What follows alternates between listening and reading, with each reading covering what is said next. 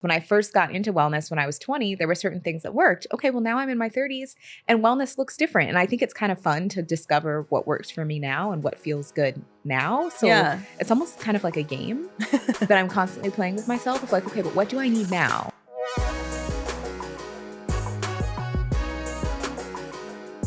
Hi, guys, and welcome back to another episode of Vulnerable. I am your host, Chelsea Vaughn, and today we have a very special guest. Her name is Les, and she's the host of the Balanced Black Girl podcast. This is actually our first time sitting down and meeting, so it was really fun to get to know her. She just moved to New York, and her podcast is incredibly successful. She's just been doing it for 5 years, and she's about to hit 10 million downloads. Like 10 million. Keep in mind, I'm hoping to hit 100,000 myself this year. So just think about how massive that is. And her success is crazy and well-deserved. After sitting down with her, I completely understand why she's been so successful, especially her voice is so soothing. She's so insightful. We talked about having balance in our lives, whether that be in finances or dating. And we also just talked about like where we're at, like what are some things that we're working on and what are some things that we're looking forward to in this kind of season of our lives. So it was a really great conversation. I love chatting with her. And I think you guys are going to love the episode. Definitely check out her podcast, Balanced Black Girl, too. And that's really it. So here is Les. Okay, we have Les from the Balanced Black Girl podcast in the studio today. Les, welcome to Vulnerable. Thank you for having me. I'm so excited to be here. Me too. I'm so happy you're here. You're in New York now. You're new to the city. Yes.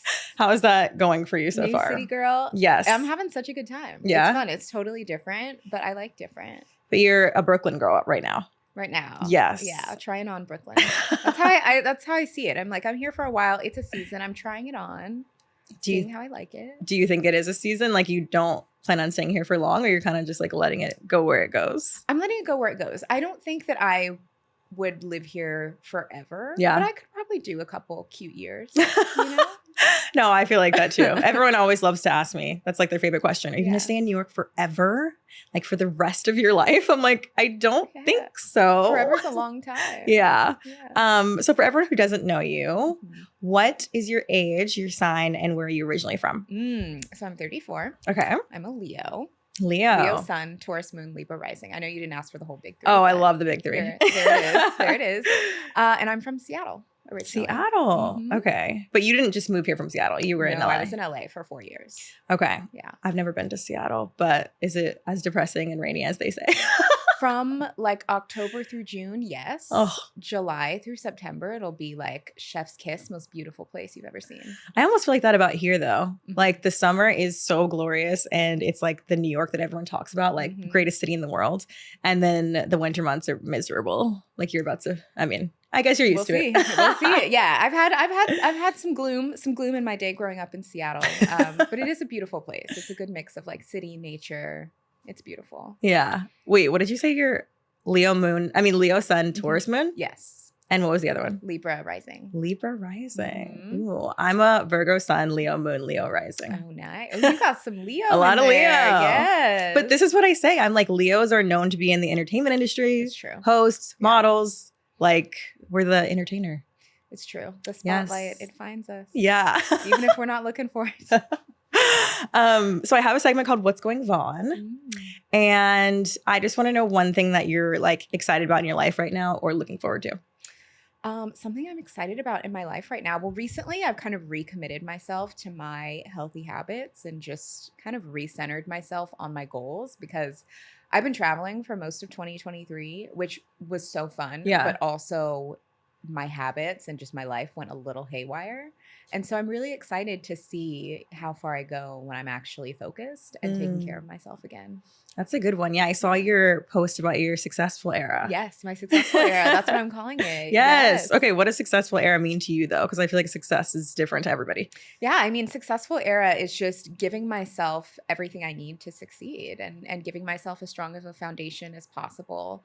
I realized recently I was in some scenarios scenarios where I was going to different events and I was wanting to network, or I was recording my podcast and I wasn't feeling my best. I didn't show up and shine as well as I could have because I hadn't been taking care of myself. Yeah. So taking care of myself so that I can show up and really shine is like what I'm calling the successful era. Yeah. No, I love that because I feel like I'm kind of in that. I haven't coined a term for it or anything. I'm a marketer, so like I name everything. I guess my healing post-breakup era. Mm-hmm. But I feel like I need to do that. And I feel like I need to keep promises that I'm making to myself. Absolutely. That's what it is. And it's like, that's almost exhausting to me because I feel like it just takes a lot of energy to do that. But it's like at the end of the day, it makes you better in the long run. Cause I'm like, I need to do this stuff for myself, for my health. Yes. Like, do I want to go to the gym in the morning? Not really, but it makes me feel so much better all day long. Right. Or like a walk or whatever. Yeah.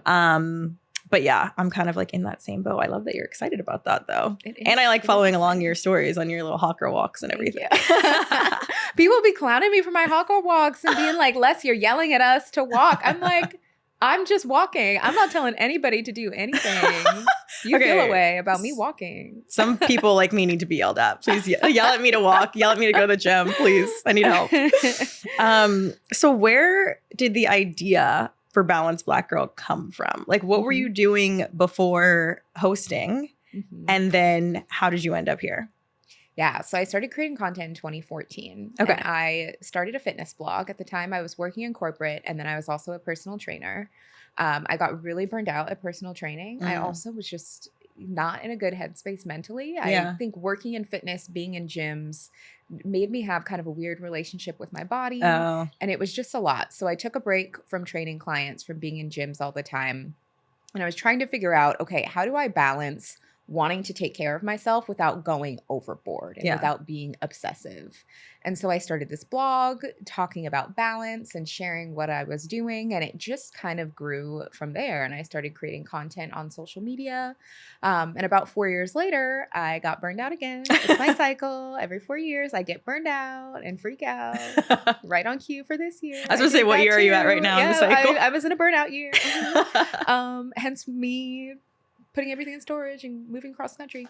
But I took a break again from creating content, and I was hearing from my audience, hey, Les, when you're not posting, I don't see other Black girls talking about wellness in my feed. And I was like, okay, well, maybe there's something I can do to introduce my audience to other Black women in wellness.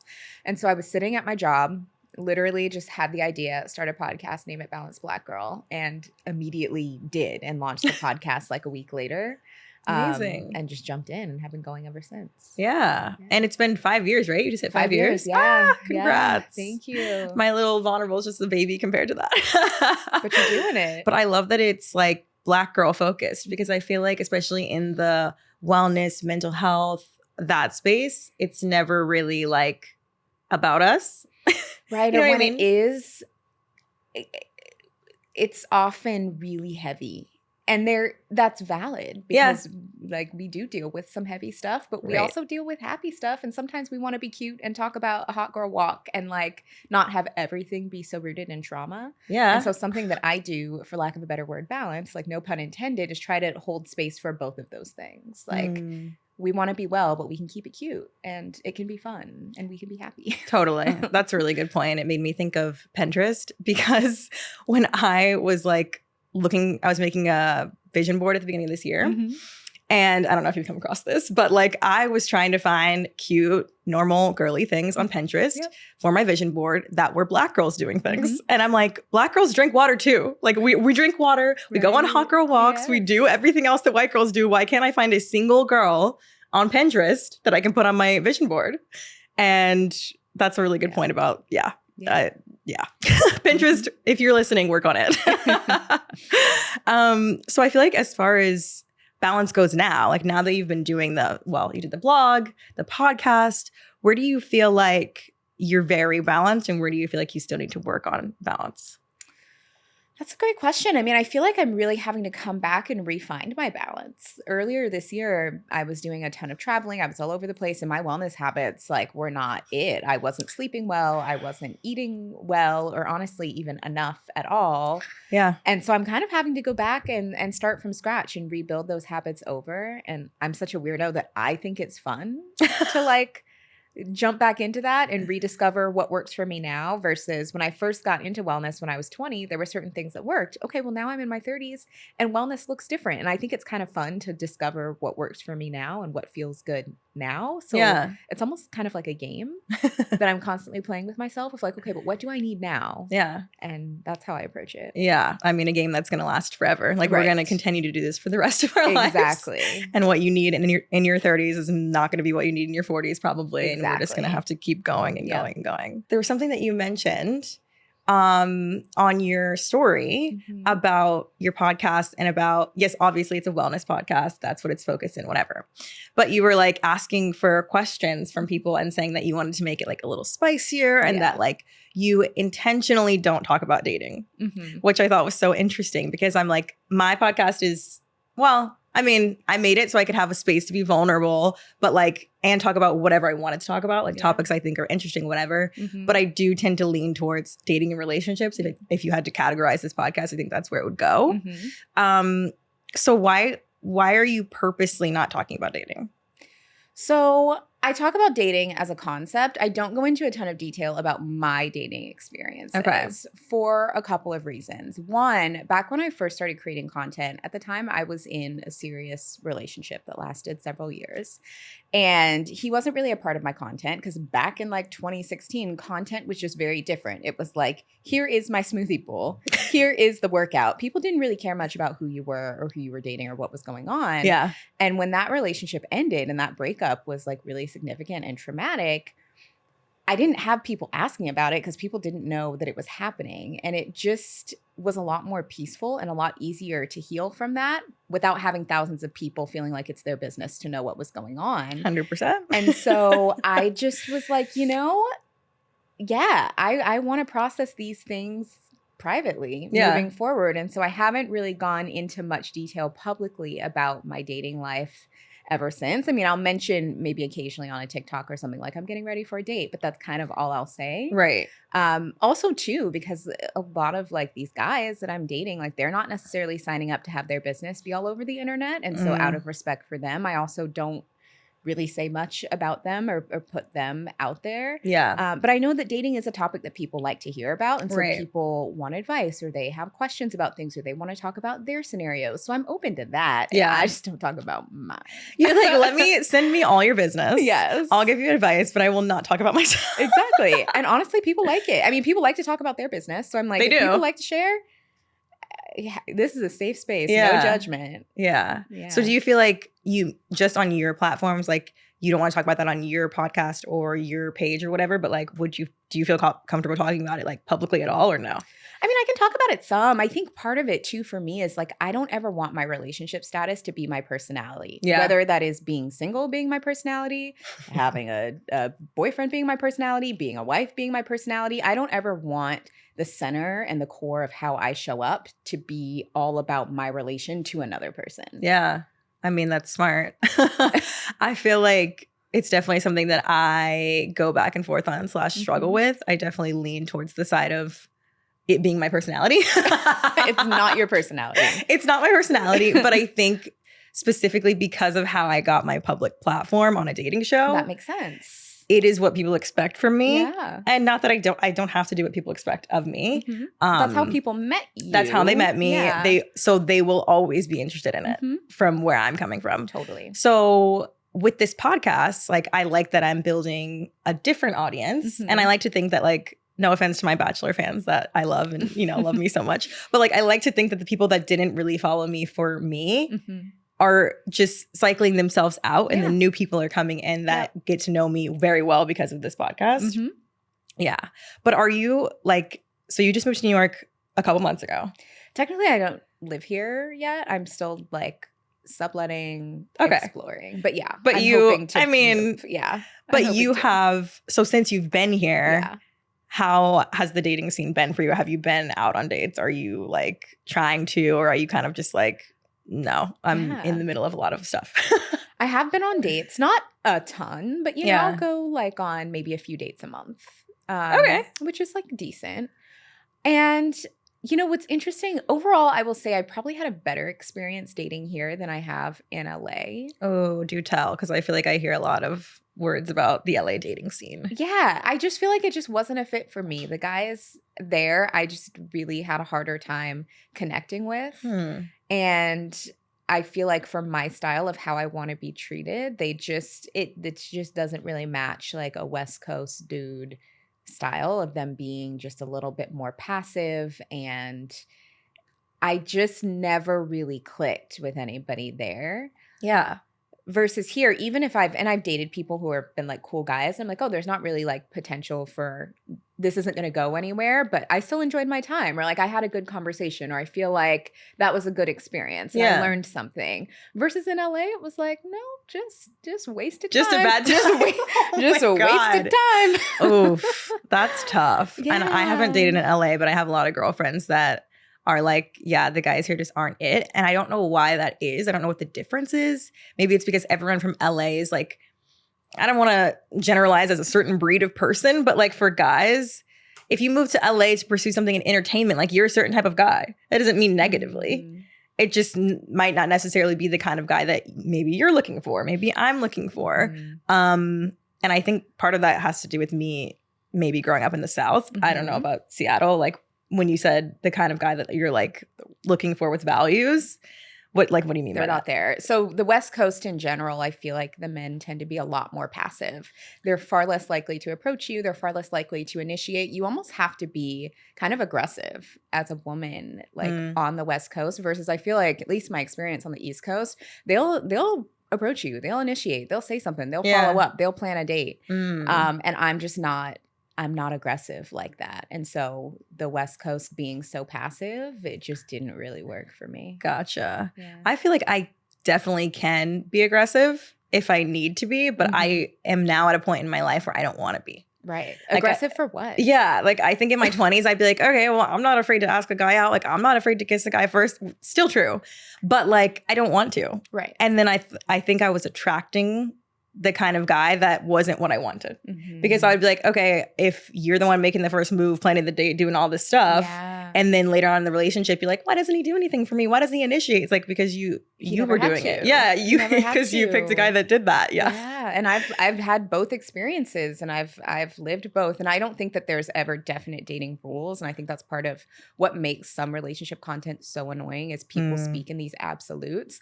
But of the experiences I had, when somebody pursued me, it ended up being a better situation because they genuinely wanted me versus when I'm being aggressive going after some guy and he's like, okay, that's how he feels the whole time. And it doesn't really get better from my experience. I've had both. Like, I feel like I've maybe done some of the pursuing in the beginning and then like, not that it flip-flopped, but like I didn't ever feel like I was less liked.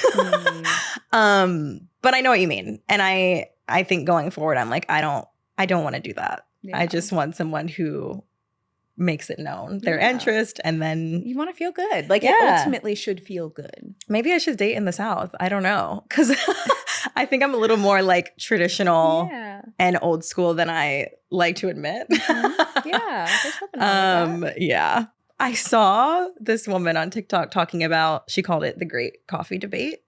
Oh, coffee date. Yes. And I wanted to know what your thoughts on this are, because her point was, so if you guys haven't heard about this, some women say that like they will refuse to go on a coffee date because they feel like it's low effort. They think the guy is being cheap.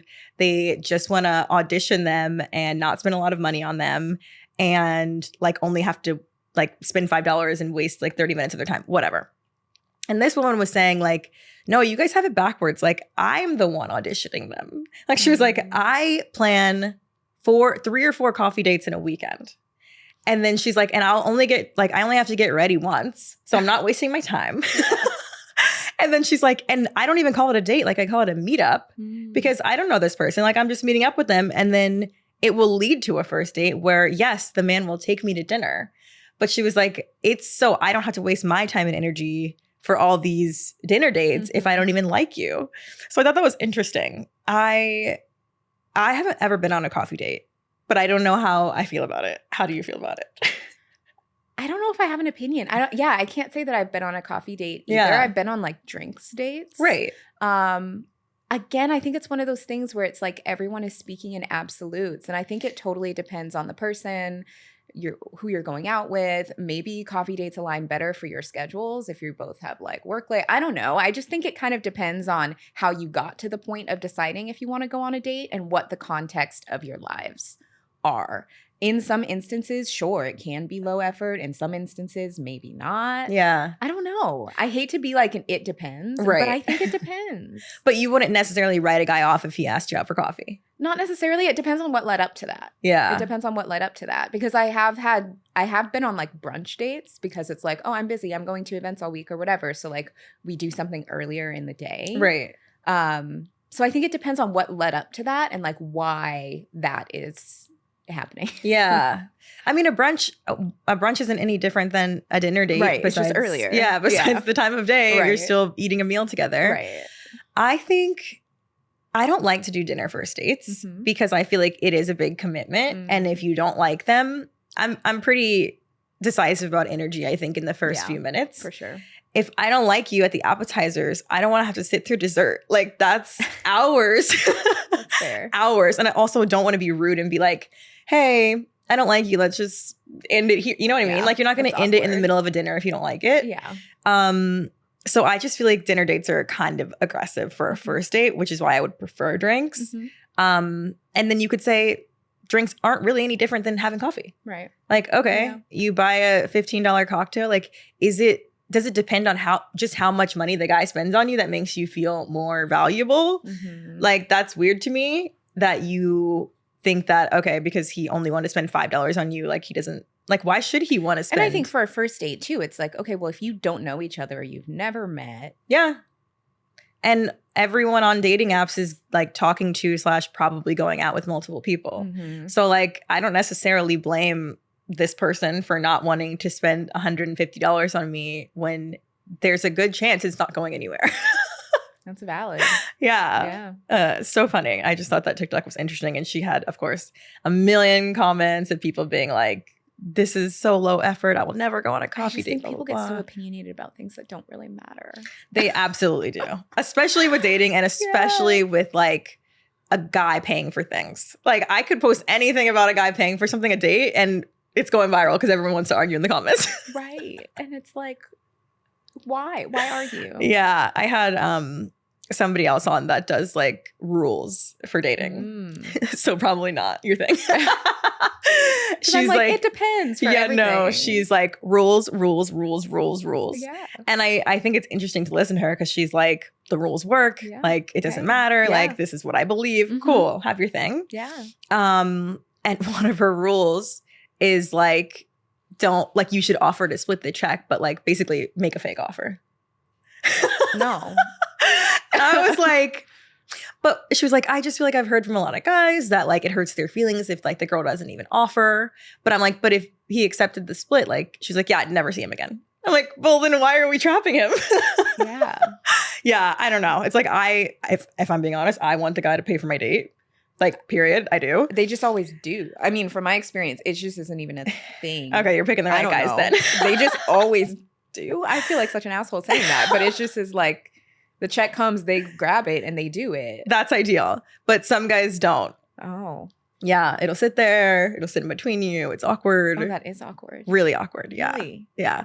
Oh, no. I guess depending on the guys that you pick. Clearly you have some sort of energy where guys know like I'm not messing and maybe it's around. just being older. True. Because I was in relationships my whole 20s. I didn't really like date in my 20s. Yeah. And so I never really, I think now that I'm older and I'm dating people that are older, it's, they're probably financially doing a little better. Totally. I don't know. I think it's different when you're like two 25-year-olds going out versus like if you're going out with someone that's 40. Right. Like, what do you look like not picking up the check, sir? Right. So it just happens.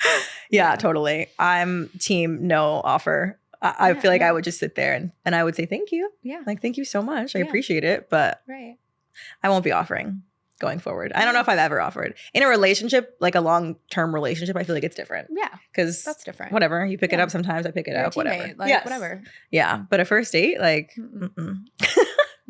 Okay, let's take a quick break and then we'll come back and give some advice. Sounds good. Okay, we had a few people submit in their questions they want advice on, that they want tips on. Yes. And I wanted to do this one because I feel like I don't really talk about finances that much on here. Someone asked for tips on balling on a budget. I think this is just interesting because I was listening to your podcast with, who was the guest when you were talking about the savings or the spending freeze? Oh, Monique. Monique. Yes. Okay, I was listening to that. And I thought it was so interesting that she was relating the spending habits to the Black experience, because I feel like I've never heard that really talked about.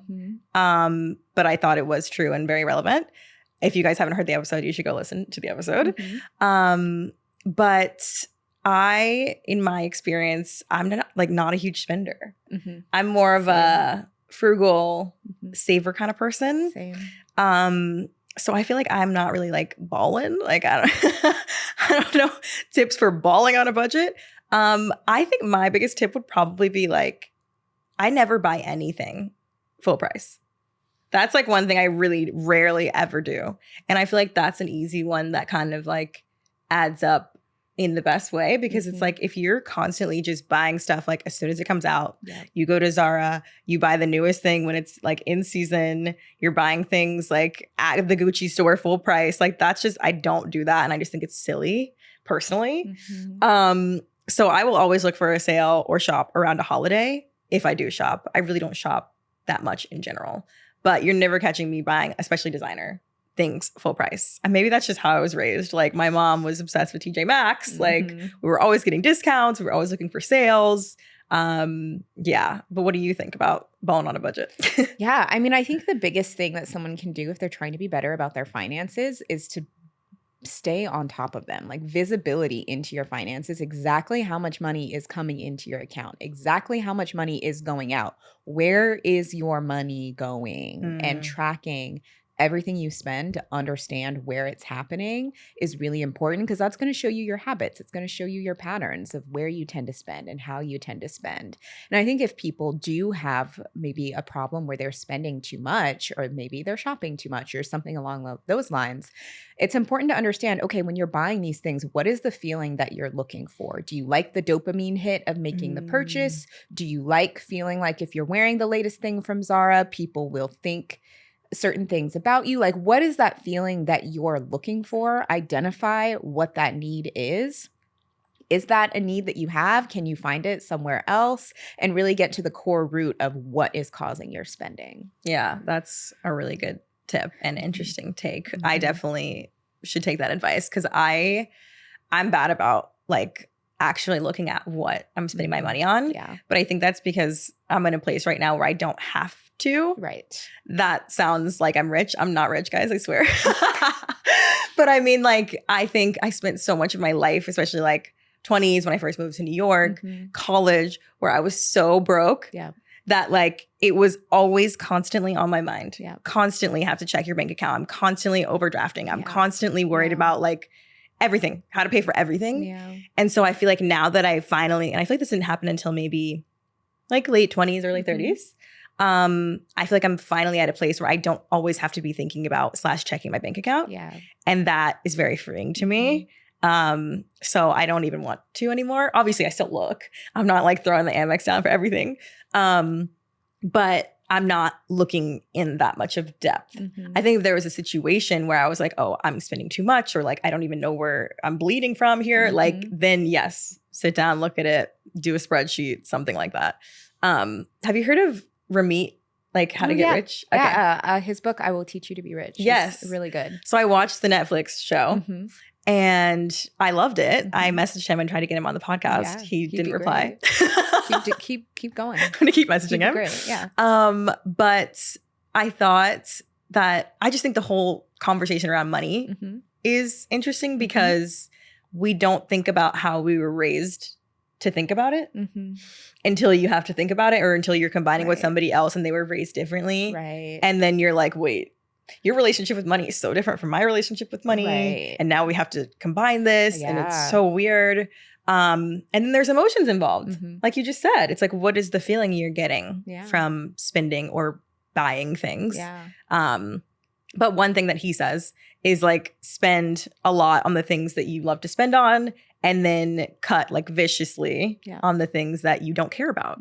And it's like for me, like I don't care about like doing my nails. Same. I don't care about getting brand new outfits for every single occasion. That's just me. And I love to spend money on food and drinks and experiences and going out with my friends. So figure out what you like to spend your money on and do that. And then cut back like crazy on everything else. Yeah. Yes. Wow, that was great. We're like financial gurus over here. Well, I know you just paid off your student loans. So that's amazing. Thank you. It was I did an episode about it if people want to hear more, but it was a process. Wait, where did you go to school? I went to school in Washington. Okay. But was it just undergrad that you paid off or? It was just, yeah. Okay. I was trying to figure out why you had so many. I know. Well, I had so many. I went to a private school. Okay. And most of it was interest. So I paid off $100,000 of debt. I didn't take out that many loans, but compound interest, and it ended up costing me that much. Painful. Yeah. I'm at a point right now where I actually did just pay off 2 of my loans last week. Congratulations. Thank you. I didn't want to do it. Yeah. I just the interest was crazy. It's crazy. And all the money I've been paying since I graduated college has only gone to interest. Yes. The principal happened to me. The principal has not been paid down. Yeah. And I feel like now that I paid off the highest interest ones, then maybe at least every month I'll be paying on the principal. Yes. But the interest thing is crazy. It is. Yeah. It is wild. Yeah. This isn't really advice, but I just like the question. What are you craving more of in your life and what do you want less of? What am I craving more of? I mean, I think I'm in a season of like new friends. I have some amazing friends, but I would love to make new ones who are in similar places where I am in life and who just like want to do some of the same things as I like to do. I realize that with a lot of my friendships, I don't really have that. Like I have people that I love, but like they don't want to do stuff. They don't want to like have experiences. And I realize that my love language is quality time. So I'm more so craving like friendships where I can have quality time because that's important to me. Yeah. Something that I want less of, I think less time on my phone. Oof, that's a good one. Yeah. That is a good one. I need to work on that for sure. It's hard when it's your job. Your job. Totally. Yeah. I'm thinking about me. What am I craving? I think I'm craving more structure. And I think the problem is the only person that can give me structure in this time in my career is me. Yes. And I think I need to be more disciplined about it. And I think when I was working a corporate job, it was easier for me to, you wake up, you have to be somewhere at a certain time, you have to have lunch at a certain time, like you have to do all of these things because you have to. And then I didn't realize until I had like this freelance life that I thrive more when I have structure. Yeah. And then less of, I would say guilt. Ooh, that's good. Yeah. I think I feel guilty about many things. Yeah. Yeah. I'm like, I don't even know if I want to get into them. But yeah, I think one of them would be my friendships. I think I haven't put as much time and energy into them as I used to or as I like to. Because I do pride myself on being a really good friend. And I care so much about my friends. And I think when I was overwhelmed with like relationship, being thrust into a public life, being on a TV show, like there was a lot going on. And I don't blame myself for that, and neither do my friends. Like they're still here and there for me, but I just feel like I haven't done what I needed to do in those relationships, and I now want to do more. Yeah. So that's like kind of what I'm working on. But I'm here. We should totally be friends. Yeah. I love that. Okay, one more. Yes. This person wants advice for someone who's a late bloomer. I think she's talking about like just dating and who hates dating apps. I feel like I was a bit of a late bloomer with dating just because I didn't really have my first boyfriend until like end of college. Same. Like that's late. I think most people have like a significant relationship in high school. Yeah. I was the same way. I didn't date in high school. It wasn't till college. Yeah, I didn't date at all in high school. Or even, I mean, I wouldn't even call it dating for most of college. Yeah. Until the very end. I would maybe say like, don't compare yourself to others with the whole late bloomer thing. Right. Like we all have different significant relationships in our life. You might meet the love of your life. I don't know how old you are, but like soon, like late 20s or something, and I might not meet mine until like I'm 39. That doesn't mean one of us is better than the other. It's not, you can't be late for your own life. Yeah.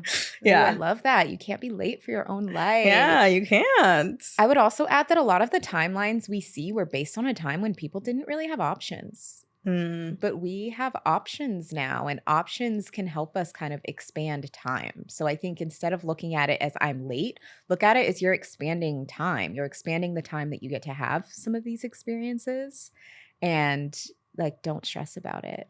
Yeah, I know. It's definitely easier said than done, because I feel like if you see your friends like next to you falling in love or like finding success on dating apps or whatever, and you're just not there, like I know that's hard. But yeah, I think the options thing and the dating apps thing is interesting, because a lot of people feel like now we have too many options. I don't think that's like true. Spoiled for choice, I mean, on like dating apps. Not for quality. Well, no. No. Sure don't. That's not what I mean. I mean, like, men may be looking at like, I don't necessarily need to settle down and have a girlfriend and commit to someone because there's 5 other girls named Chelsea and Les that are pretty, and right none of behind those the next girls one. want them either. So like, it's fine. But they think. That's what they think. But They the reality is a lot of these, in a lot of ways, like, women are leveling up in terms of our education, our careers. We are becoming more picky, which is a good thing. So they may think they have this illusion based off of just the numbers they see. But from a quality perspective, a lot of these women don't want them either. And so I think remembering that you have power and you have agency is important. And I think there's nothing wrong with not liking dating apps. Like, Yeah. I think that's a very normal feeling, is to not like dating apps, but it does mean that you'll need to put in a concerted effort to be where people are. So getting really clear on what kind of person would you like to meet? Where do they spend time? I mean, ideally, you would like some of the same things. And so some of the things that you would like to do, they would like to do, and you're going to put yourself in those spaces to meet people. Yeah, maybe you can just passively look at dating apps. Like, you don't have to delete them and be all dramatic. Right. Like, you don't have to It's be a on them every day tool. either. It's not an end all be all. It is a tool. Yeah, you don't have to like constantly be on them till you're so exhausted that you want to delete it. Right. Like, spend a couple minutes a day, Yeah. chit-chatting, swiping, whatever. And then in real life, like you just said, like, if you are into health and fitness, like, maybe you'll meet someone at the gym or at the spa or at the, I don't know, wherever else you do health things. And it doesn't mean that you have to have this like crazy game. You can just smile at people and say hello. And smiling at guys and saying hello goes a long way, because it just breaks the ice. That makes them feel like, okay, maybe I can initiate a conversation and approach and say something. It can be so simple. We don't have to make it so hard. Yeah. I was just talking to my friend about this the other day too, because I saw, it must have been a TikTok, of course, someone talking about how she just changed one thing, and it was just like smiling at people when she was out. Yes. And she was like, you would not believe the amount of men that now approach me just because I gave them a smile. Yes. And she was like, it's kind of like a giving them permission kind of thing. Exactly. Because the good ones like don't want to be creepy, and they don't want to feel like they're hounding you, which is a good thing. Totally. So if you just like smile as a sign of like, I'm open for conversation, that goes a long way. Yeah, I think it's just kind of foreign to a lot of people though, because we're used to having our head down, like we're on our phone, we're trying to like whatever you're trying to do during your day. Yeah. And I'm definitely one of those people. Like, I would have to go out of my way to look someone in the eye and smile at them on the street. Like, if I thought they were attractive, it would be a very conscious decision that would make me uncomfortable. But I feel like maybe after a couple of times, then maybe you just get used to it. You do. I don't know. Yeah. Definitely in New York though, it's not common to be. And I wouldn't just do it to people. everybody on the subway, but like if you're at an event that seems like a legit space, you know. Yeah, because you're gonna get approached by some crazies if you keep smiling. Use discernment, but like, you know, be open. Be open to conversation. Yeah. Okay, well, this has been amazing. I have one final question for all my guests. Yeah. Is there anything you want to be vulnerable about? I think I'm in a space of being vulnerable about like really going after my goals and going after my dreams and being unapologetic about what I want. Yeah. And it's taking vulnerability, but it's also kind of exciting. Yeah. I feel like it does take a lot of vulnerability to even admit to yourself Yeah. what you want when it's a really, really big goal and dream. Right. Yeah. Is it like, can you share one with us? Is there a podcast one? Is there I mean, yeah, definitely podcasts. I want to grow my podcast. Like I want a just big say it, girl, say it loud, like multi-million-dollar blockbuster podcast. Yeah. If it's Balanced Black Girl, that's great. If it means I need to start something else that grows into that, great. I'm open to all possibilities. But I'm ready to like shine. Yeah. Oh, I love that. Yeah. Let the Leo out. But that's girl. vulnerable. That's hard because it opens you up to a lot. So I'm preparing myself for that. Yeah. I do think it's not to bring it back to balance, but like I do think it's hard when you want to have that success for your career, but like personally, that also comes with its own struggles. Like I feel like I want to be the best in everything I do career-wise. And in this specific career, that means becoming more well-known and more famous. Yeah, it does. Which is like not something that I want for me personally. So it's very weird because I feel like there's almost like another persona. It is. Well, you got to get, and I've been thinking about this a lot of like, okay, Beyonce and Sasha Fierce are two different things. Like, what is my Sasha Fierce? And so that's what I'm trying to figure out. I don't know who she is yet. Yeah. But I'm trying to figure that out. Yeah. Create a very separate character. Exactly. And then you can be a little bit more far removed. Yes. Yeah, that's good. Exactly. Okay. Please tell everyone where they can find you and find the podcast. Yes. Well, thank you so much for having me. Oh my God, of course. Yes. So I'm on social media, Instagram, TikTok at Balance Less. And then new episodes of Balanced Black Girl podcast come out every Tuesday. Yay. Is there anyone that you would recommend like people start with or your favorite one? Ooh, that's a good question. I mean, people like to start from the beginning. I don't love when people start from the beginning because it was not good at the beginning. I'm sure it was good. Gotten a lot better. But that was 5 years ago for you. It was 5 years ago. But like people meet me now and think that 5 years ago, you know, is still got it. And I'm like, it's not. So honestly, any episode, but like stick to some of the newer ones. Yeah, something in the past couple of years. In the past year or so. Okay. So that's when it gets good. Nice. Okay, and if you guys want to watch this episode, we're at Vulnerable Pod on YouTube. You can follow me at Chelsea Vaughn on Instagram and at Chelsea Vaughn _ on TikTok. But thanks, guys. We'll see you next time.